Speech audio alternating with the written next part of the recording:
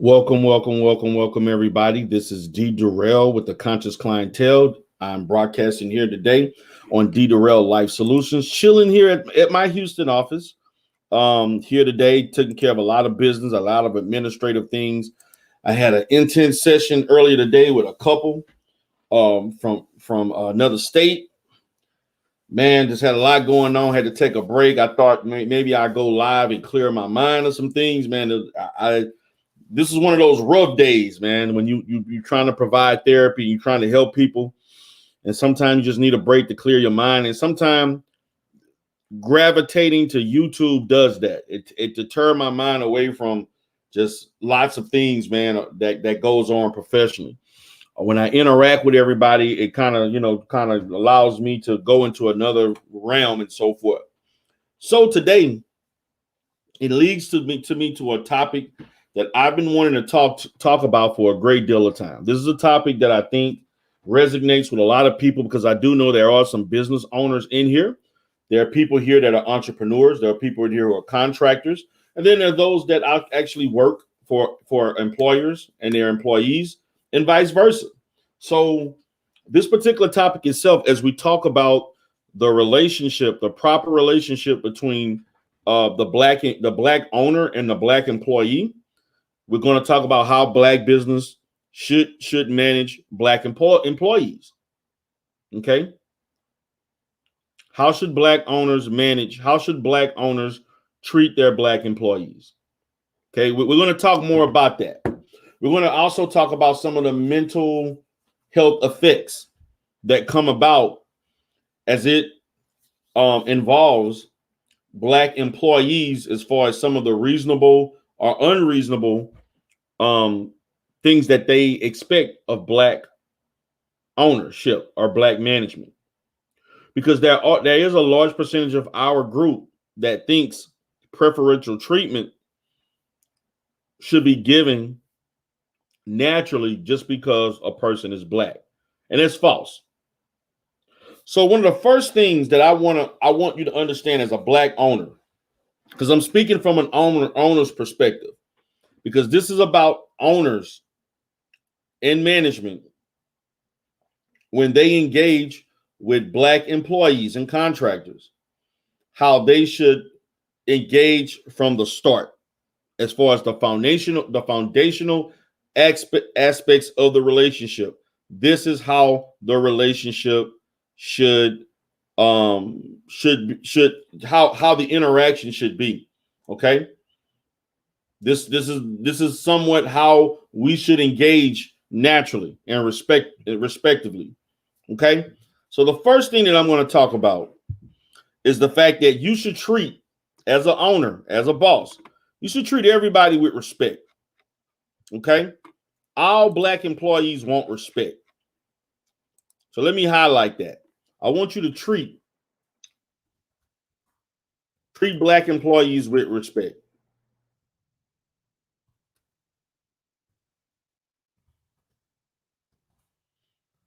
Let me make a note of that. Okay.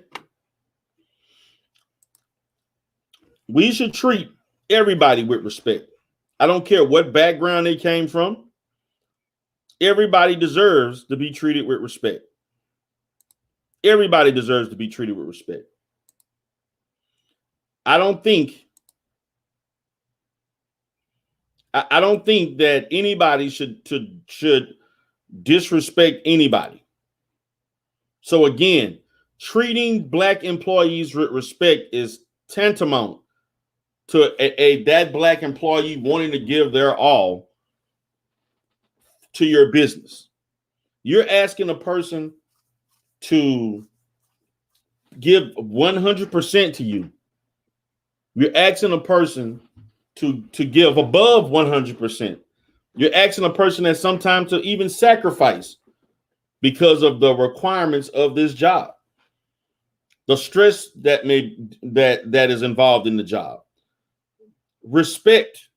Give them that initial form of respect.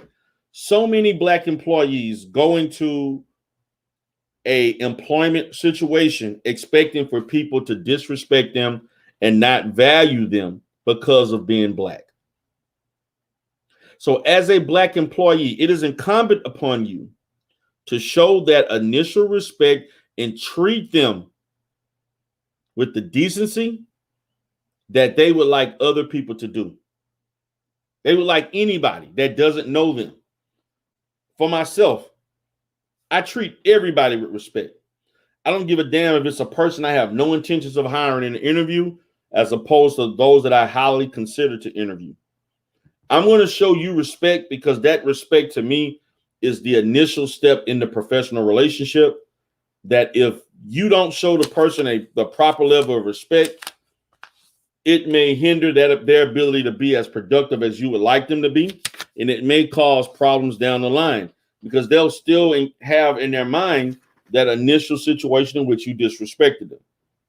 So again, guys, and I know there are some bosses in here. There are some business owners in here. Just treat everybody with respect. Just treat them with a sense of decency and respect for the fact that they are human and they are professional. They're wanting to be an employee. So at least at minimum, provide them with that. At minimum, provide them with respect. Provide them with the understanding that when you come here, we're going to treat you equally. We're going to treat you respectively as we would anyone else. Okay?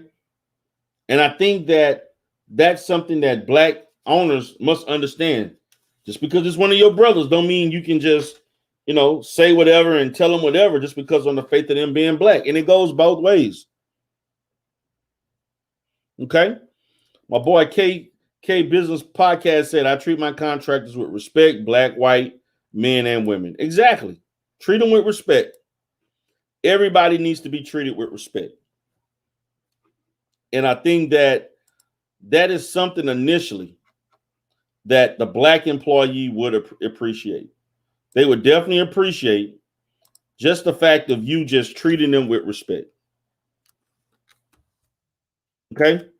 So I just want y'all to keep that in mind.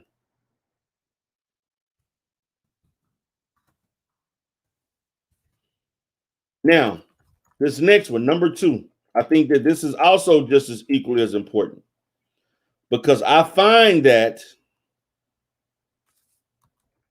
this is one of the things that we as owners dislike.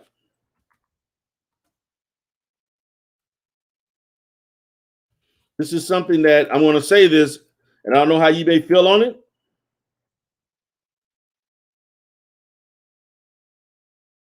But I think that this is important.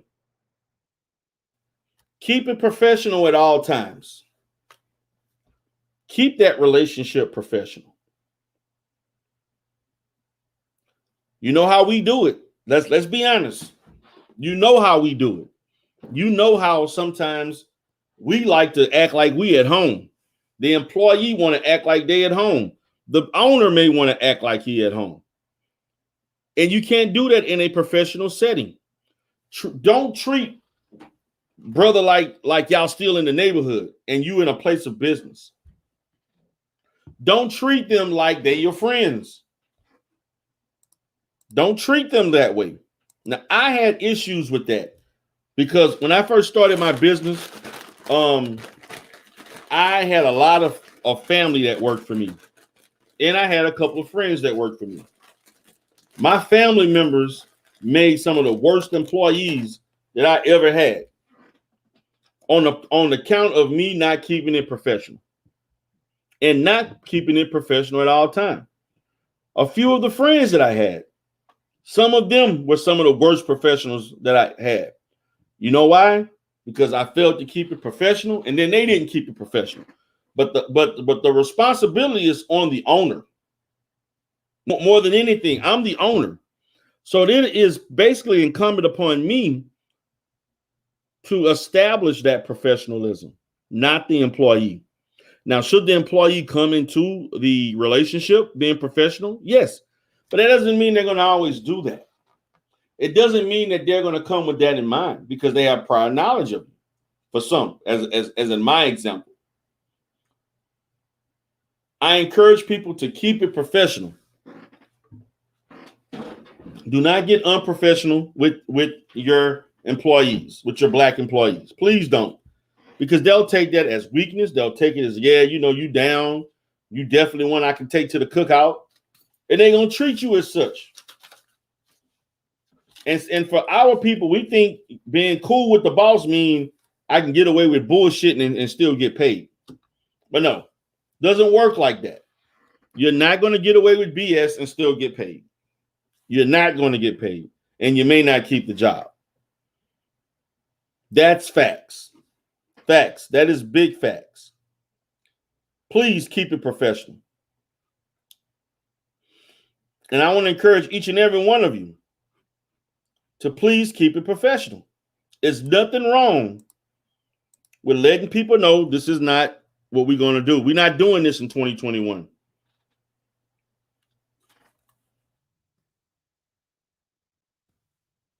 We're not doing this in 2021. Also, in leading to that, as a boss, you should be demanding respect. Since we're going to get on this, as far as treating them with respect, at the same time, you demand some goddamn respect. I'm not going to allow you to come late. I'm not going to allow you to come wearing clothing and hairstyles and things that's not conducive to professionalism. I'm not going to allow you to bullshit around, leave early. These are things I had to deal with family that thought they can get off early, 30, 45 minutes early. They can do this and do that.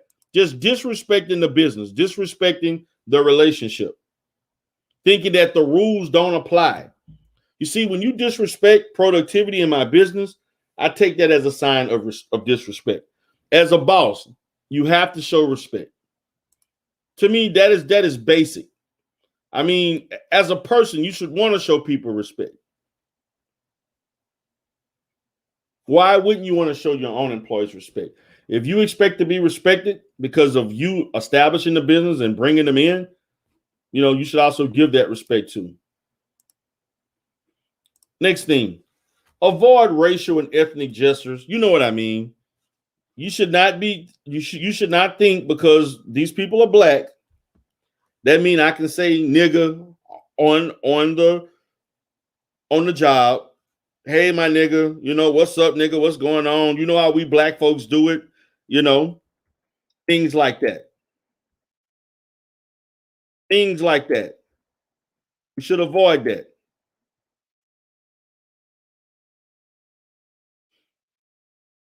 We should avoid that. And I do understand that may not be easy for some people.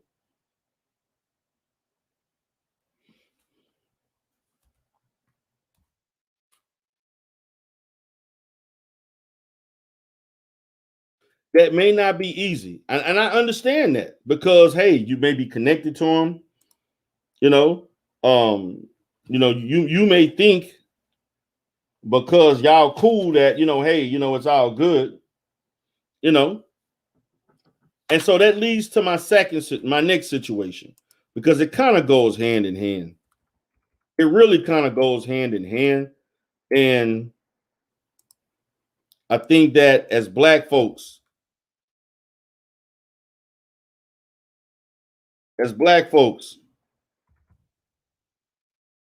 we can't allow this to happen, because this can be a recipe for behavior, for disaster. It could be a recipe for disaster. Okay, give me 1 second, guys.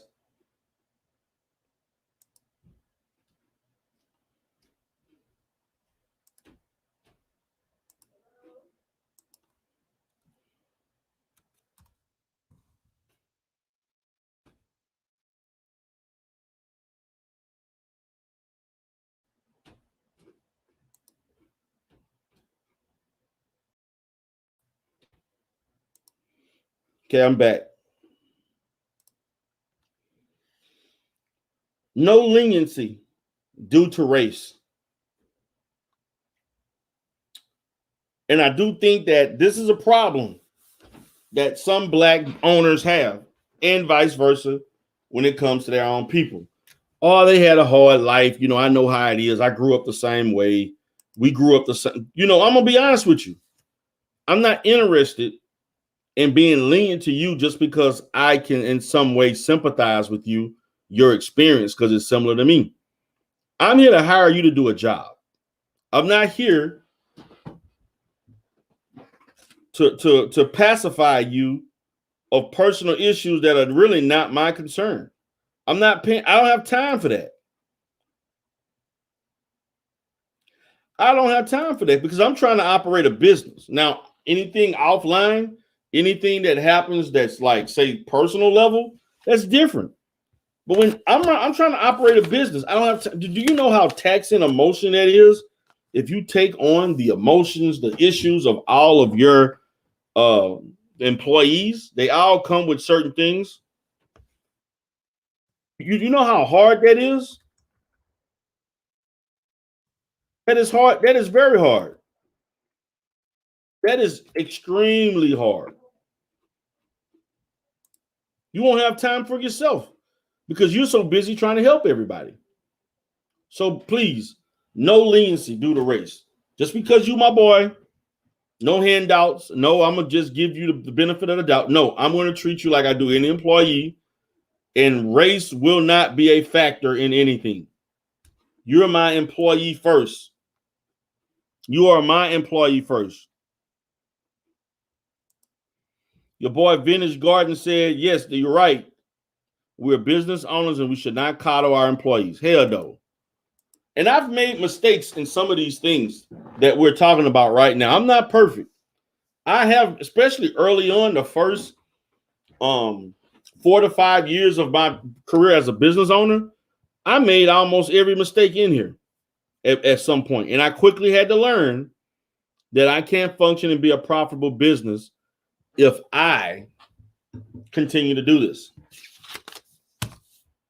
I can't. But that's okay. That's okay. I can learn from it. I can learn not to repeat it. And I can move on. I can learn to not engage and not involve myself in a situation where I'm being lenient just because you my brother. Yes, you my brother. I love you. But at the same time, you have a job to do. I'm paying you. I'm paying you to provide a service. And that's what I'm concerned with. That's what I'm concerned with. Next thing, open the lines of communication at all times, guy. One of the biggest issues is that we don't communicate with each other. We just expect people to know. We just expect people to know.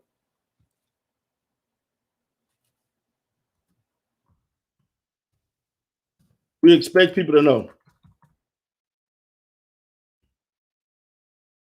Okay?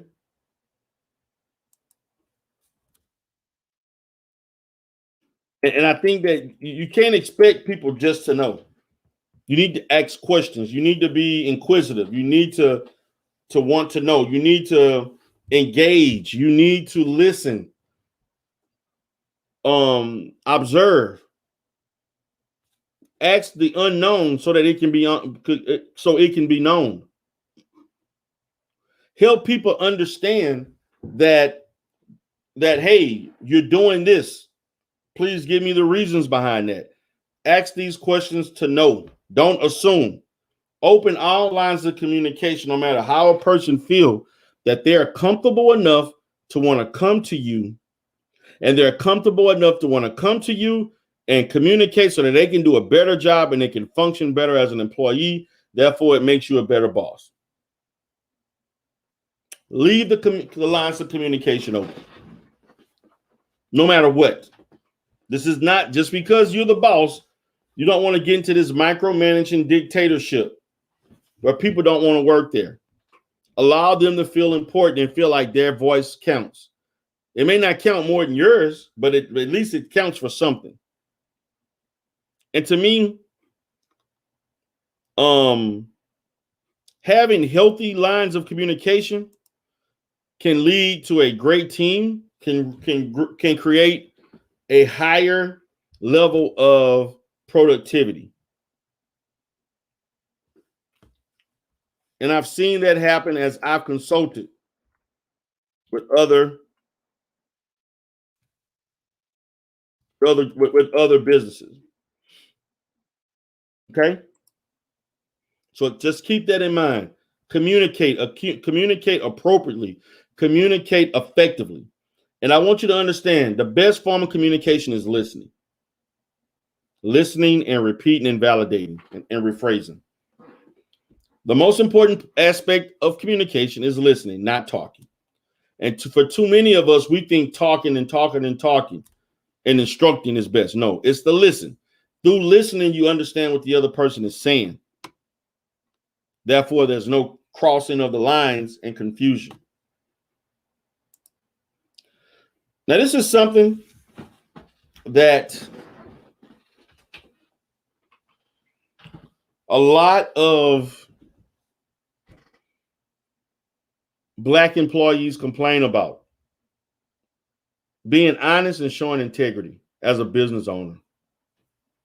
You know, doing what you say what you mean, not backing out of things, not changing up things, you know, being inflexible. Show some level of integrity, show some level of honesty with your employees. Just be real with them. That's all. That's it. That shouldn't be too difficult. That should not be too difficult. But for some people, it could be deemed as being difficult. I don't get it. Somebody's asking you and they demand some honesty. Don't say things you don't mean. Don't say things you know you can't do. Don't give false hope or don't give false pretenses in a professional relationship. Vintage Garden also said, so true, a big mistake owners make is not empowering employees to express those talents. We need to function within the business. Yes, you have to be able to communicate. You have to be able to allow them and motivate them to show their true talents. That's going to actually benefit your company. But I'm going to go back to being honest, show integrity for you as a business person, as a professional. If you want to maintain a high level of stability among your staff and a lack of attrition, well, you're going to have to be honest and show some integrity if you want that type of employee. Because those employees like that, some of them ain't staying that long because they don't have to. Good employees are not going to put up with anything. Not if they know they have options. Just like all things, if you got options, you're not willing to stay for anything because you know you can move on to something better. Okay?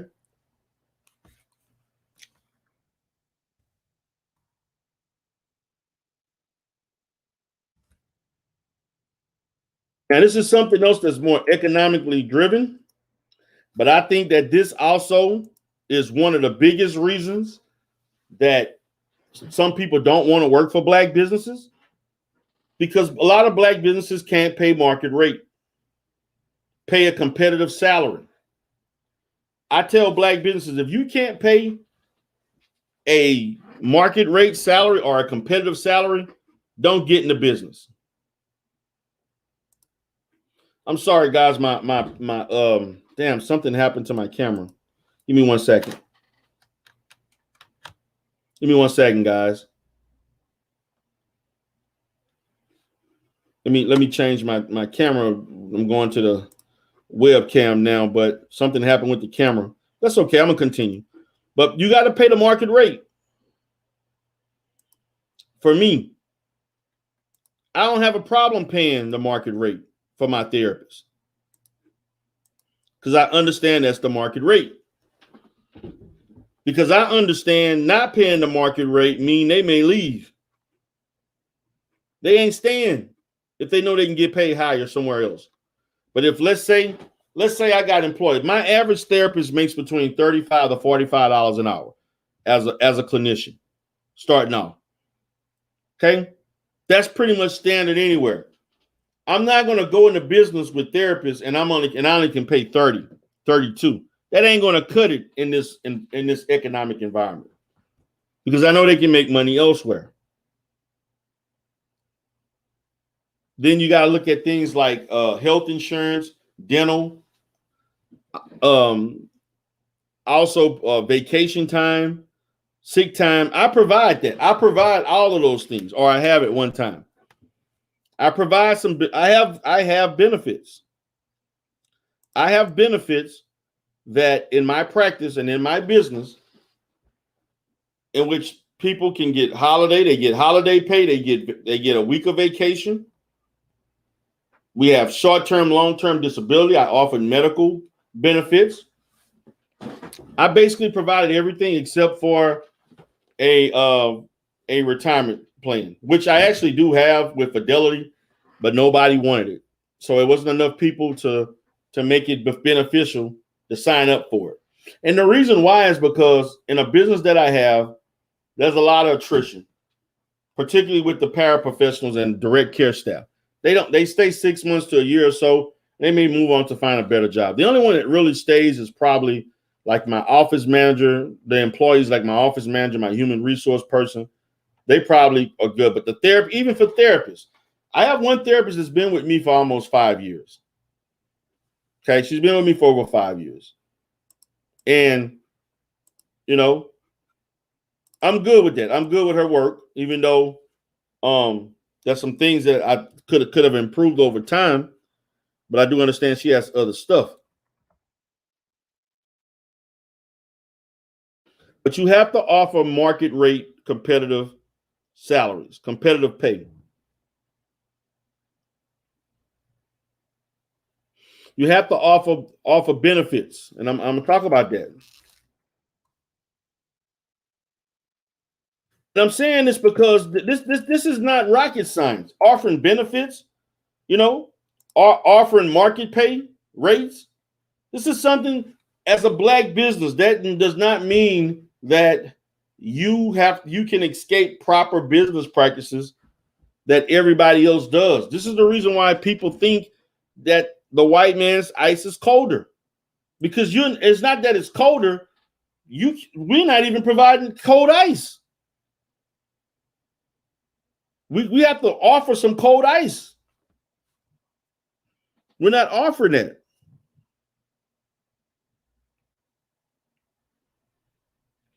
We're not offering cold ice. We're nowhere near offering cold ice.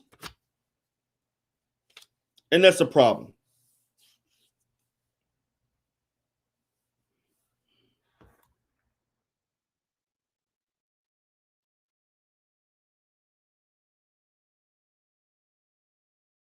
We're not even offering that.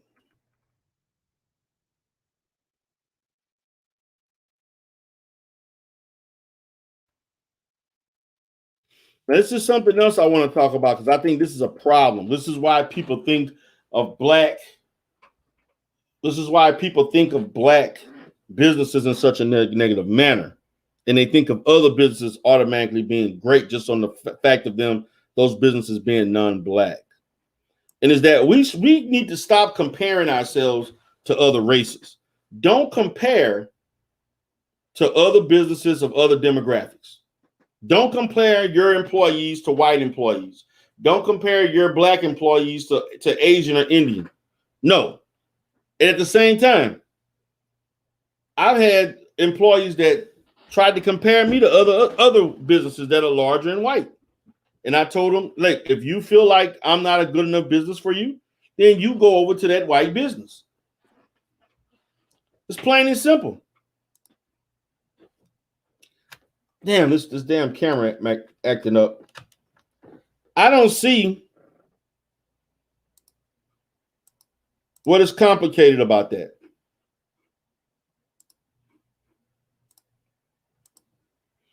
It's not complicated to me. It's actually easy. It's very easy it's very easy for me to say, okay, the black business has all of these packages and this and that. They've been around for 35 years. I've been around for 12 years. Why you don't have what they have? Well, I don't have what they have because they're more established than I am. And it's not fair for a black business to say, well, how come you went to TSU and they was taught this, but this guy that went to Texas A&M, well, wow, they seem so much. See that's the silliness in the black culture of professionalism, in our culture of professionalism. We have to get out of using other people as a means of comparing ourselves in the negative, as if they're the standard that we should strive to be. Black excellence should not look like white excellence or Asian excellence. We are unique people with a unique set of circumstances, with a unique business acumen, with unique black talents, and we function differently, and we function uniquely on the basis of who we are. Why should we change that?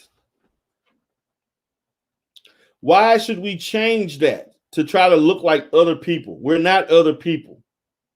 We should be focusing on ourselves.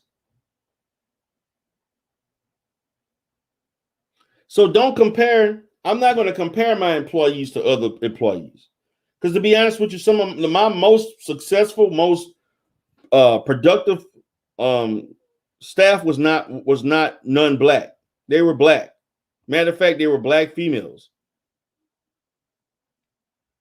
Some of my worst employees were of the majority culture. That's facts for me. So I don't want to hear these stereotypical ideas and phrases and other things to try to make it seem like black people are not capable of operating and functioning in a legitimate, professional like business that's making lots of money and that may be envied by others. I'm sorry, but that's the case. Okay. So Vintage also said, so true. A big mistake owners make is not empowering employees to express their talents. Okay, we talked about that. Then my boy Spirit Mouse, what's up, Spirit Mouse? He says a lot of that comes, okay, from materialism that we suffer from. Okay. Materialism is over the whole spectrum of American life. We can't expect it because materialism is connected to capitalism. Matter of fact, materialism is a psychological function that is influenced on the fact that we have an excess of different things due to what capitalism has provided. You can't be broke. Well, I take that back. You can't, even though broke people love materialism, but at the same time, do they have the ability to buy the material, buy the product?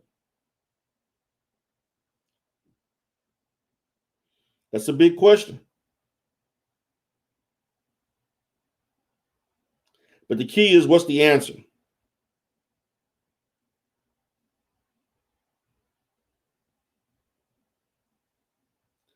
But hey, don't compare to other businesses. Don't compare yourself to other black businesses, white businesses. Just be who you are. You're a black business. You understand where you are, where your bar is set. Every so many years, you set the bar higher and higher. And it just so happens organically, if you become better than other businesses over time, hey, so be it.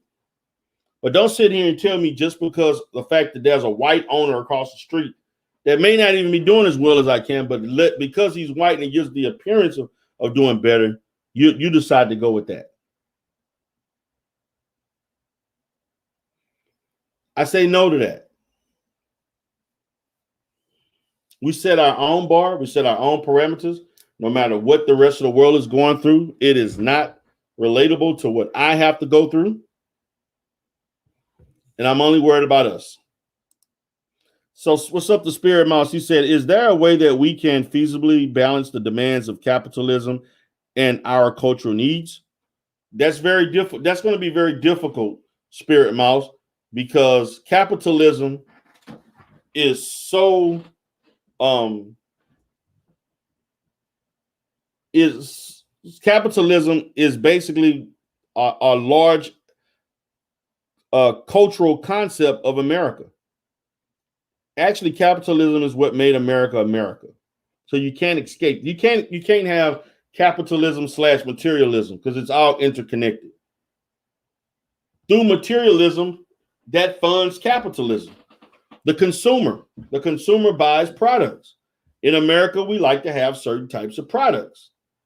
The products are put on the market and sold and so forth through the tunnels of capitalism and our government that uses capitalism as a means of economic domination of the world. You can't escape that. That's why people rush and come here. It's because of our capitalistic mindset in society.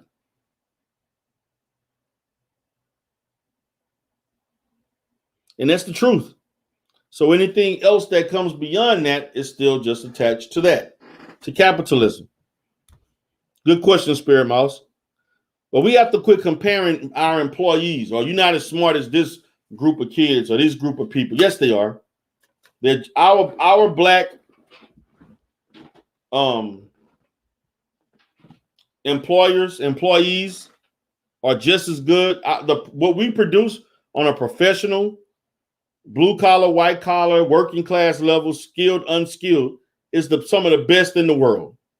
I'll put American black people, our productivity against the world, and I guarantee you we will beat at least 90%. We're the most productive. America itself is the most productive group of employees on earth. And one of the reasons of that is because they have black people in here who are ultra productive. And some of the most productive black people work in low-wage jobs that don't pay them anything. But they're still loyal, very loyal, and they go out each and every day to make dimes and nickels working for you. And black people, particularly black women, are very loyal if, again, they are treated with respect, they're being kept professional, they don't hear racial overtones, they're not dealing with someone that's overly exertive in their respect and demanding it. These are facts. But we should not be involved in comparing ourselves. That's a mistake. We should only compare ourselves with each other to grow, not to try to mimic and be like others. Because look, let's be honest with you. Other groups function with a lot more access to capital than we do. And that's the reason why most black businesses are not as successful. It's because they don't have the access to capital or the easy access to obtain a certain amount of capital as everybody else. That's just facts. Spirit Mouse said, my father always told me that we have to work twice as hard to get half as far. I disagree with that, but I do understand the reason why he stated that, because at one point, pre-segregation, you had to do that. We're at a point now, you don't have to work twice as hard and think you have to be double as smart, because I remember growing up, my aunts used to say that all the time. They were highly professional, masters plus 30 plus teachers. I have at least three of my aunts were damn near doctors, masters plus 30. They're almost a doctor.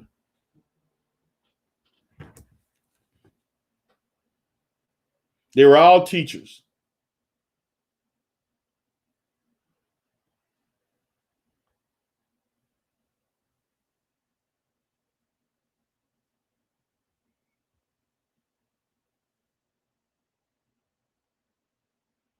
And my thing is that I'm looking at it from this standpoint.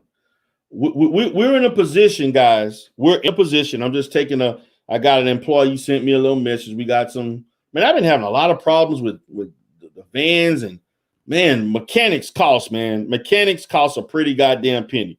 Mechanics cost. But I'm saying this from the perspective of us understanding, okay, for us to understand that as Black owners,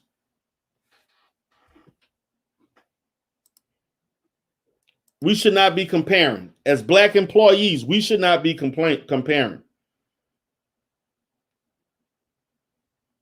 We should not be comparing. That's not benefiting us.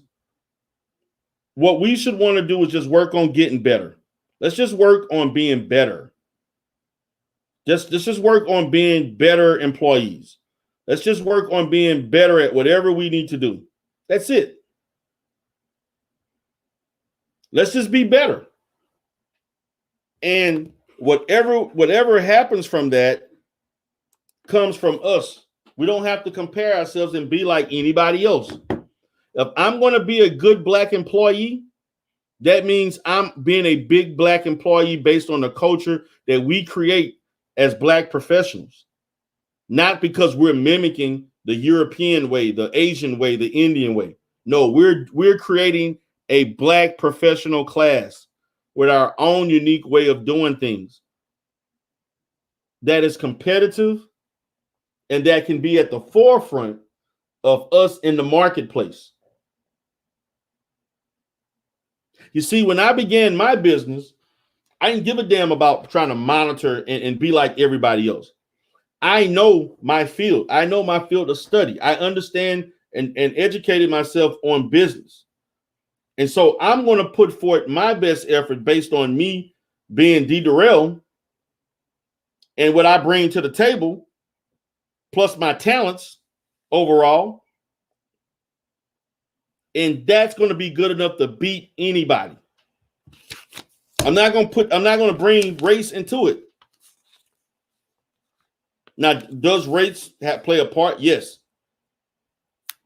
But you already see me, dark as I am. You know what I am. And it's not a hindrance. And I will never allow race to be a hindrance. And Black people that work in Black businesses, like Black people that work in my business, I will not allow you as my employee to think because you are Black, that means that is an excuse for mediocrity. Nor should me as a Black business think that I can operate my business in a less than proficient manner because I have Black employees. No, you're going to get the best here. I don't care where you come from. You're going to see the best. And you're going to see me as just as good as any other facility that you have worked at. You're not going to look at me as, yes, I worked at this Black business and it lacked thereof. What you're going to say is that this particular business that happened to have a Black owner was just as good or better than anybody else because I pay market rate. I pay market rate for my employees. My contractors make just as much as any contractor, and my employee that's a professional, that's a therapist, they make market rate or higher. My behavioral techs, they make market rate or higher.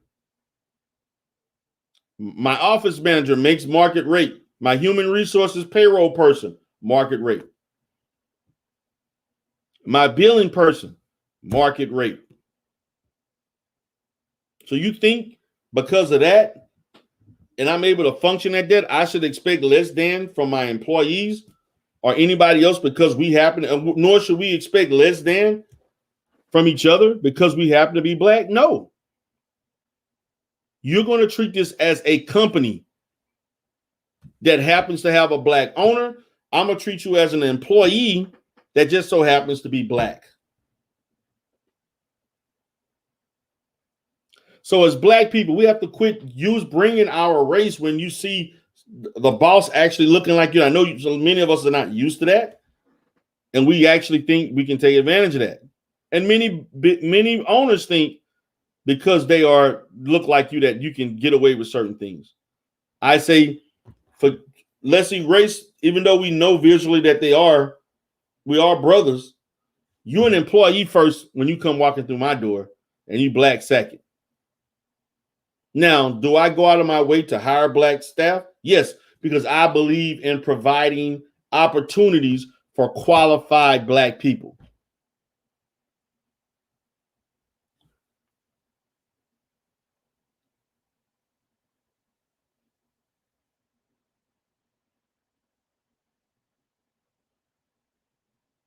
Give me 1 second, guys.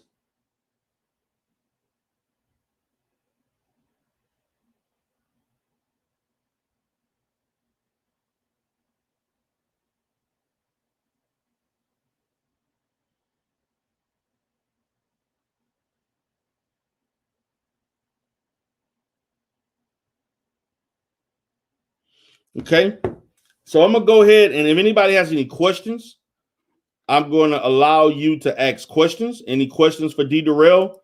As I'm talking business, you know, and I also appreciate those that are on the Black Balance Network, because I am showing this on the Black Balance Network, because this is about business. We need to develop a stronger culture of professionalism and black business. Give a shout out to everybody in the Black Balance Network. Let me show that. This is the Black Balance Network.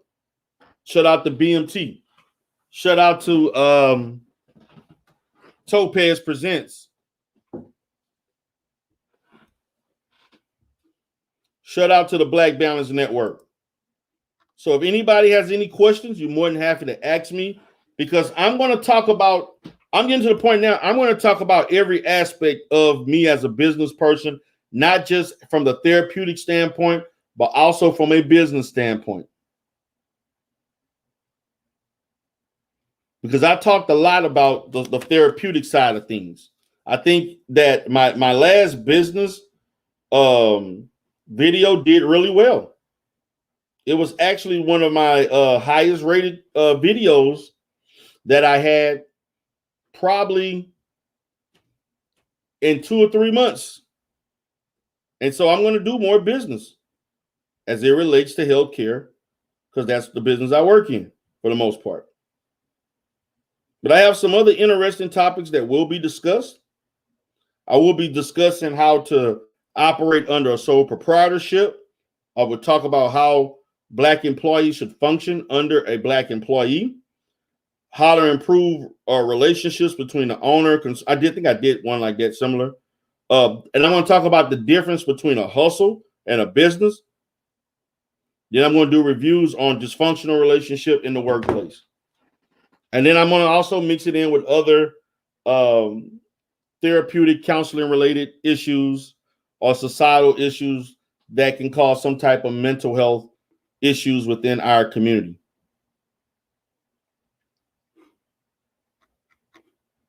So I'm going to just give one last call. Any questions for anybody? Please ask, or any comments.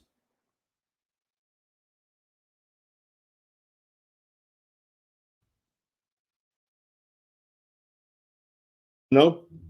Let me know. I'm giving a chance now. Okay. Any questions, please ask. Okay. Spirit Mouth said, what home dynamics should examine, analyze, and insinuate that we normalize productive black business dynamics? So what we're pretty much saying is, how should the home environment provide some level of foundational behaviors as far as teaching kids or to be productive? I think that's what he's saying, as far as insinuate, so that we can normalize productive black business dynamic. The home dynamic is basically parents teaching their children how to be entrepreneurs, how to normalize being a black productive employee or business owner. We should be learning that as children, is what you're pretty much saying. And I agree with that. I'm going to go example and talk about my own example. I grew up in an entrepreneurial family. My dad owned his own barbershop, and he had his own shop. He had his own barbershop, and he also had a wash interior. Now, even at 84 years old, my dad operates, still is cutting hair. He's getting ready to retire because he just wants something to do. And he rented out part of his building and he ran a nightclub. He ran a little lounge where people can go drink and listen to music, play pool, and all that stuff. My dad is entrepreneur. That building that he has is probably worth maybe 70, 80, maybe 70 grand that he's sitting in right now. He's in a small town. The small town that I'm from is about 2,300 people, 2,300 people. It's a small town. So what I'm saying is that for the most part,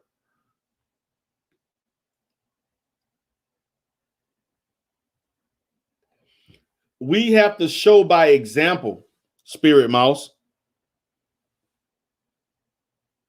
the positives of being an entrepreneur. The way that you can show your children how the family dynamics can produce future entrepreneurs is to provide that within the family structure. Allow your children to be around you as you do work. Allow your children to see the success and the failures. Allow your children to do small jobs that involve them to make them feel like they're part of the company.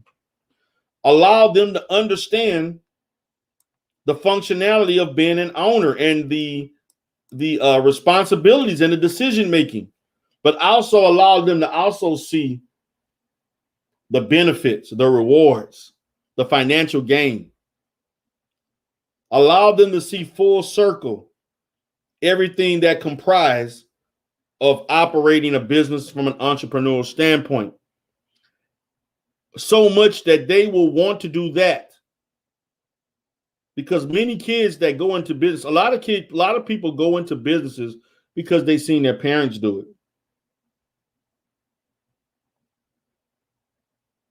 it. My dad was in the military. I went to the military. My dad was a lawyer. I wanted to be a lawyer. That happens. My dad was a businessman. I want to be a business guy because I seen the benefits. I'm living good because my dad is doing this. Why shouldn't I want to do the same for my family? So in our essence, allow the framework of being in a business to be part of the lifestyle of the family. Therefore, your child will be accustomed to that, and they will basically gradually develop those skills by viewing what you do directly and indirectly. And they will process that to thinking and pick and choose what they want to do as far as making themselves a person once they get old enough to be into the marketplace. Therefore, they will also accentuate that, and bring that to the marketplace. So if you're a person that's good with money and so forth, they see that, they're going to pick up some of those same methods, those same characteristics, the same behaviors. And they're going to automatically know that as a business person, instead of some people wearing a cap backwards and got gold teeth and big T's and stuff trying to operate a school, they'll know that if I want to be in this business, I'm not going to do that foolishness. I'm going to be conservative, clean cut, and look like I dress for the part. And I behave and carry myself to the part. And you know what? They're going to see that as blackness. That's the most powerful thing. They will see intelligence. They will see success. They will see the drive, the ambition as blackness. That's the reason why when we see other people do these things, they look at, if I see me, what I'm doing to a lot of people right now, I'm being white. Having these degrees, oh, these white man degrees. Being intelligent, oh, that's a white man thing. But to people who've never seen successful professional black people, they think you're being white. So of course, blackness to them means thuggism. Blackness to them means criminality. Blackness to them means flawed. Blackness to them means ugly. Blackness to them means controversial, conflictual, untrustworthy. That's why in our community, people hold on to those, gravitate to that, because they see that as what represents them because they don't see other models of blackness. They don't see other models of blackness. So when they see a black person operating under a certain umbrella that is not necessarily representative of what they're accustomed to, you're a sellout. You're a sellout. So we need to have a black business class with black business, exclusive black business mindsets and black business like culture. That's what we're missing in the black community. We don't have a strong enough black hierarchy or foundation where people say they can identify a black counselor, a black therapist, a black psychiatrist, a black doctor, a black anesthesiologist, a black nurse, a black billing coding specialist, a black hospital administrator. We need a black business class that can provide an alternative to thugism. So they can look at, I have options. I don't have to yield to what over 40% of our population think is blackness that leads them to death, destruction, single motherhood, single fatherhood, child support, criminal justice system, substance abuse, trauma, and mental illness. There's an alternative, and it's there. Just the people who are practicing the more appropriate culture, the more beneficial culture with let's say more tangible and more productive attributes, they're being overlooked because they associate that with the majority culture. The business class needs to let you know, hey, this can be you. This is the better option. This will create a better, stronger black community that won't be taken advantage of by other people. But we have to do it in a means in which we're not looking down on anybody. We're not talking down. We're not judging. We're just giving you the facts. It's a reason why I'm doing what I'm doing and I'm living the way I live and you living the way you're living. You would not trade places financially. I would not trade financially with you, but you would with me. You may not like the way I'm operating, but the way I'm operating to me is the correct way that black men should operate because I don't yield and do things to mimic other people. I give you the truthfulness of my black self and you either accept it or leave it. I don't go around pretending to be something I'm not. I'm going to give you my true black self and you're going to have to accept whether or not you want to do business with me or not. And it has worked for me. I don't go in this thinking because I'm black, I'm supposed to get something. No, I obtain success because I'm great at what I do. Period. So with that being said, guys, I appreciate you for participating in this live stream. This is D. Durrell Life Solutions, also broadcasting from the Black Balance Network. Have a great day.